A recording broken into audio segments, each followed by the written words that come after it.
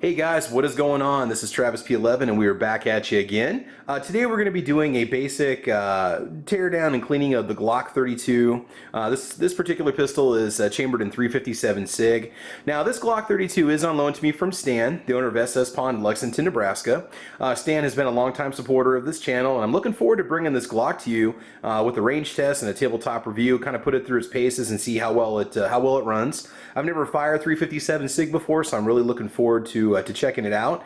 And you know, here's the deal when it comes to these Glock cleanings. If you've disassembled one, you could say that you've disassembled them all. There's some slight differences between the Gen 2, Gen 3, and Gen 4, although the procedure is pretty much straightforward. But if you're a new Glock owner or a new pistol owner, and the G32 just happens to be the model that you got, or you just want to see what a G32 looks like under the hood, we'll go ahead and take you on that little journey to get it cleaned up. So the basics of cleaning a Glock, it's very simple. I've got some cleaning patches. If you want to save some money, you can use an old cut-up cotton shirt. That certainly works. Bore light's kind of nice to have just to shine in certain areas to see if there's anything that you missed out on. You can use your favorite cleaner. I either use CLP or Rem oil, whatever works best. Tend to have great look with CLP. To actually clean the bore itself, you got a couple options. You can use your more traditional, just straight cleaning rod if you want to. There's all kinds of different options out there for cleaning out that barrel. Otherwise, I'm going to be using a 30 caliber bore snake. I can just run through a couple times and we'll have a nice clean barrel. And we'll do a quick cleaning of the magazines too to get those taken care of. We won't be disassembling them, but we'll just make sure they're clean. And also some Q-tips, and that's pretty much about it. Normally I do these with a cup of coffee, but it's 5:30 in the afternoon. I've had enough coffee today to kill a small woodland creature, so we're going to pass on the coffee, but we'll go ahead and get started. Okay, so if you've never taken one of these apart before, it's really not that hard. What you want to do is just go ahead and take out the magazine. Okay, we're clear. Go ahead and check your chamber a couple times. Make sure there's nothing there. Okay, we are clear. Now, when you actually take this apart, one of the things that Glock tells you to do is to pull the trigger. You want to do that. You just want to pull back a little ways, okay? And you got some little takedown levers right here, some takedown buttons. You just pull those down, let go, and pull the trigger. You don't want to hold it too high over because the slide's going to go flying off, but just kind of put it so it sits down on the surface and then you will separate both units. I don't know how many rounds this pistol's had. In fact, it still has some of that factory copper grease or whatever you want to call it, abrasive substance that they put inside the slide and the rails. So I don't think it's had a lot of rounds put through it, but we're going to go ahead and clean it up anyway so we can take it out to the range and have a good experience with it. So let's go ahead and move on to that next step. Okay, so if you're new to pistol ownership, you might not realize it, but most of your pistols, if not all pistols or firearms, get tested at the factory with a few rounds they put through to make sure that it's going to run. You don't want to get cleaner on your ammunition, your gun cleaner. I've heard that it can ruin the primers. It can sink in and make your rounds basically not fire. I've never had that happen before, but I try to keep the gun cleaner away from the ammo whenever possible. So we're just going to go ahead and just wipe off the top of each of these magazines. And you might be surprised with some of the residue that comes off on it or some of the finishing grease that might be in there from just the firearm assembly in general.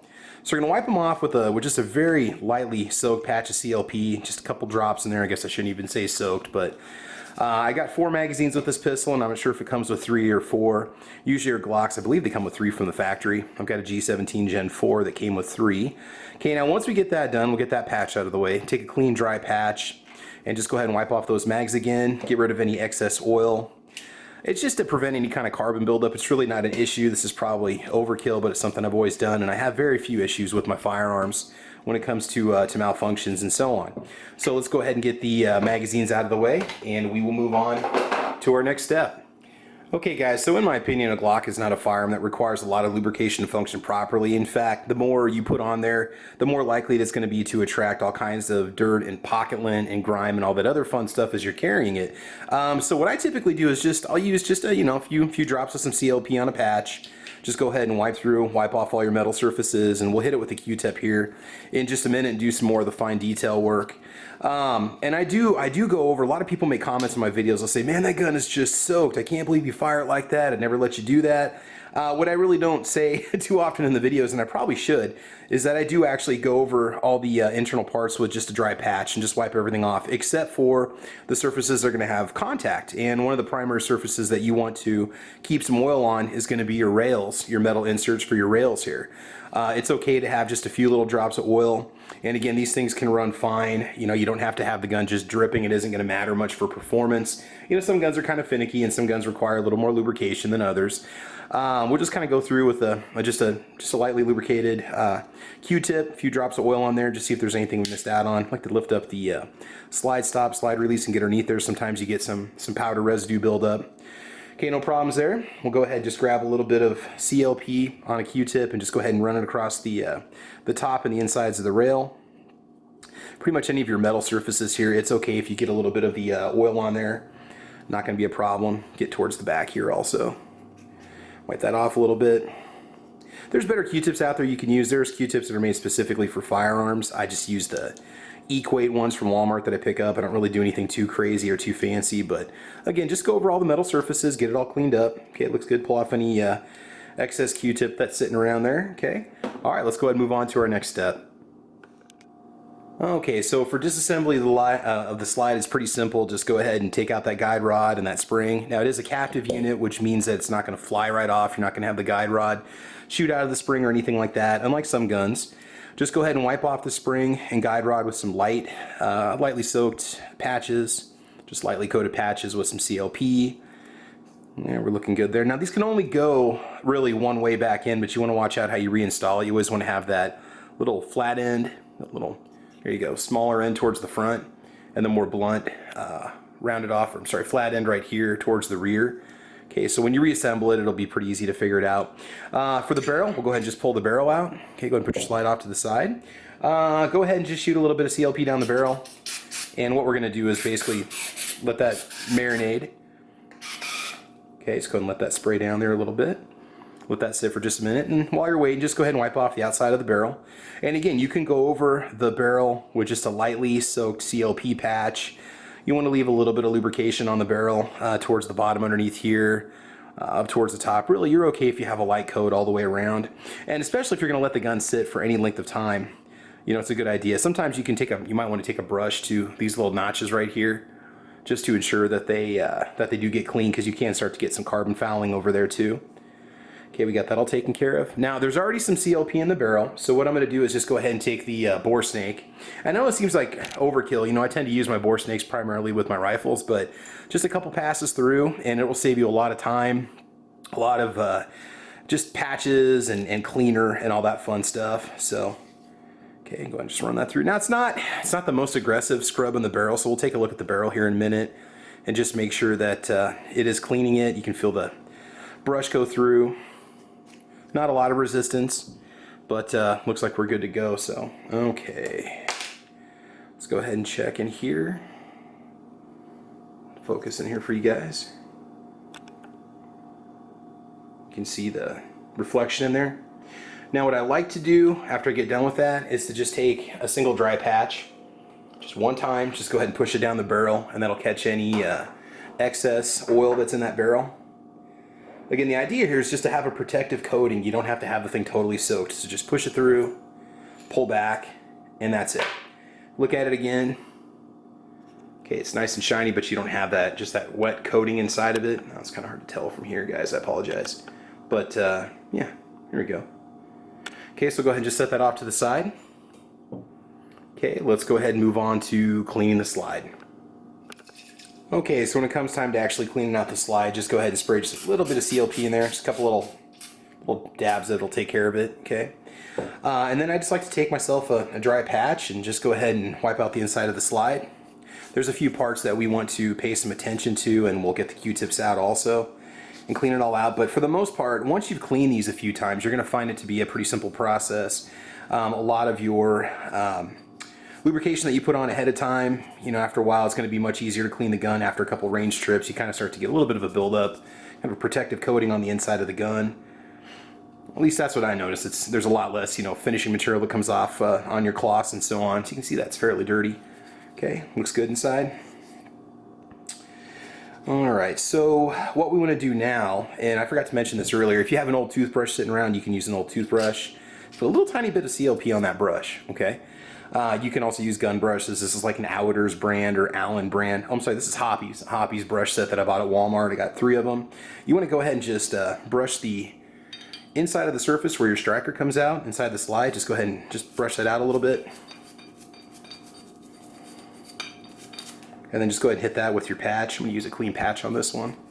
And you'll really start to break up that carbon that builds up inside there. That part can get especially nasty, and you can really go through that if you want to. I also like to take a Q-tip on the extractor, this little notch that you have over here on the left-hand side, and kind of get in there and scrub that out a little bit too, because you can start to get a carbon buildup inside there also. But many times you can just get your fingernail in there and you can get it wiped out with no issues. Okay, so no problems there.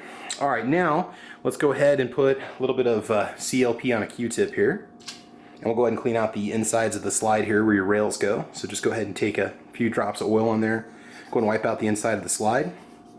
That copper grease or whatever it is that Glock puts inside their guns, I still have quite a bit of that in there, but I'm not going to remove it. It'll eventually just shoot itself out, so put a little more oil on there. Okay, go ahead and get the other side of the slide. Again, if there's any place at all that you want to have some lubrication, it's going to be on those inside rails. Just to make sure that everything glides nice and smooth, no problems at all. Just go ahead and wipe out the rear of the striker with your Q-tip, the top of the the top of the inside of the slide here. And again, it's amazing how much stuff comes off on these things. And I'm assuming, just looking at it, that this has in fact been fired, but has very little wear on. I'm guessing maybe a box of 50 rounds was put through it, and that's pretty much it. So go ahead and just wipe everything off. We'll do an external wipe here in just a little bit too. So one thing I like to do whenever I get a new gun, a new pistol especially, I like to just leave a light coat of CLP on the outside of it and let it sit overnight, and then just wipe it off with a patch. Makes it very easy for cleanup. And I store my guns for sometimes months and months at a time before I take them out, some of them, and I don't ever have any issues with rust whatsoever. So all right, let's go ahead and begin the process of reassembly, and we will go from there. Okay, so for that slide reassembly, just go ahead and flip your slide over so it's upside down. Go ahead and take your barrel. It's nice and clean. Just go ahead and put that in. It's a little bit tighter fit, but not too bad. Okay, and now go ahead and take your guide rod spring combo with the larger end facing towards the rear and the smaller end facing towards the front, and just go ahead and put that in place like so. Very easy to squeeze. Now this one did click into place. It should be flat when you look at it. If you have any kind of a backwards angle, if the guide rod happens to go off this way, you've got some problems. You don't want to just sit it in there. It's really hard to do it on this gun, but on some guns you can put it in the first notch and you're going to have some problems, so just make sure that it's in place. Okay, you really don't want to reassemble this gun without the guide rod. I've had that happen before in one of my FN pistols, and it was really hard to get the gun apart. For some reason I wasn't thinking, I was watching TV, threw the barrel back in, reassembled the gun, realized I forgot the guide rod, and the barrel had locked itself into the frame. I really had a hard time getting that to come apart, so not cool. Okay, so that's all finished up, and we'll go ahead and take your frame, okay, and just go ahead and slide your slide back on your frame. Just be kind of careful. The reassembly, there we go. It'll lock back into place, and that's it. There's no buttons you have to push, nothing you have to do. Check the chamber, we're empty. Go ahead and dry fire a couple times. Check the reset. Nice. Well, I mean, about as nice as you can expect for Glock trigger. I don't have any problems with them, but I know that there's a lot of guys that like to modify these.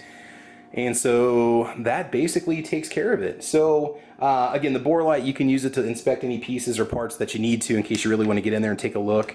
But in the meanwhile, I'd say that we're basically all done. So that's it, guys.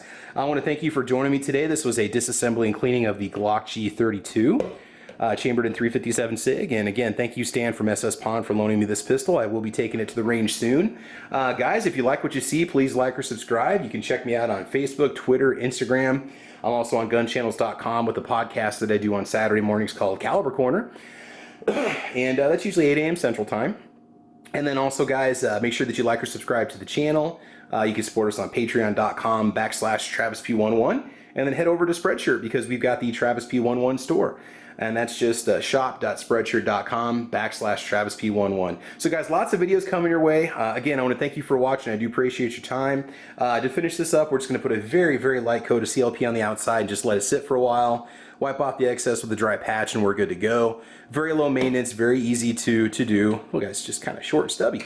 But anyway, that's it, guys. Thanks for joining us. I want you to have a wonderful week, and hopefully we'll be joining you soon from the range with this bad boy, and we'll see how she runs. All right, you guys take care, have fun, be safe, and as you know, we will talk to you soon. All right, bye-bye.